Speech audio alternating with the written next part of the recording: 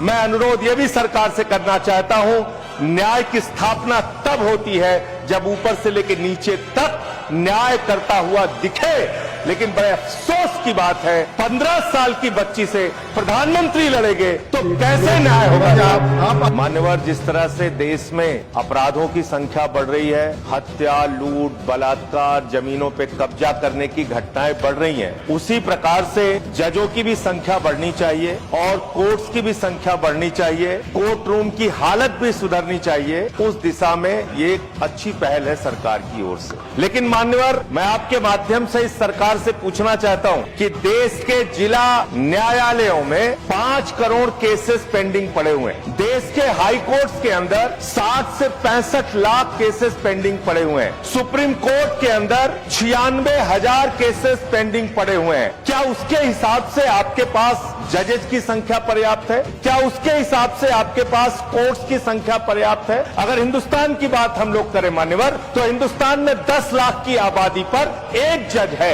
विधि आयोग की रिपोर्ट के हिसाब से और बार बार आपसे अनुरोध किया गया है कि 10 लाख की आबादी पर कम से कम 50 जजों की नियुक्ति आप कीजिए। निश्चित रूप से आप 33 की संख्या बढ़ाकर 37 सुप्रीम कोर्ट में कर रहे हैं, अच्छी बात है, लेकिन इसके साथ साथ आपको कोर्ट्स की भी संख्या देश में बढ़ानी पड़ेगी और जो आज आबादी के मुताबिक जजों की संख्या है, हर स्तर पे उसको भी आपको बढ़ाना पड़ेगा। मान्यवर, आज मैं बड़ी विनम्रता पूर्वक आपसे पूछना चाहता हूं, सुप्रीम कोर्ट के जजेस में कितने पिछड़े समाज से हैं, कितने दलित समाज से हैं, कितने आदिवासी समाज से हैं, कितने समाज के वंचित तबके से आते? नहीं मान्यवर, उनकी भागीदारी बिल्कुल शून्य है। इसलिए न्याय अगर आप करना चाहते हैं, आज न्यायपालिका हो, कार्यपालिका हो, विधायिका हो, पत्रकारिता हो, सब में बराबर का प्रतिनिधित्व समाज के वंचित, शोषित, पिछड़े, दलित, आदिवासी तबके को देना होगा।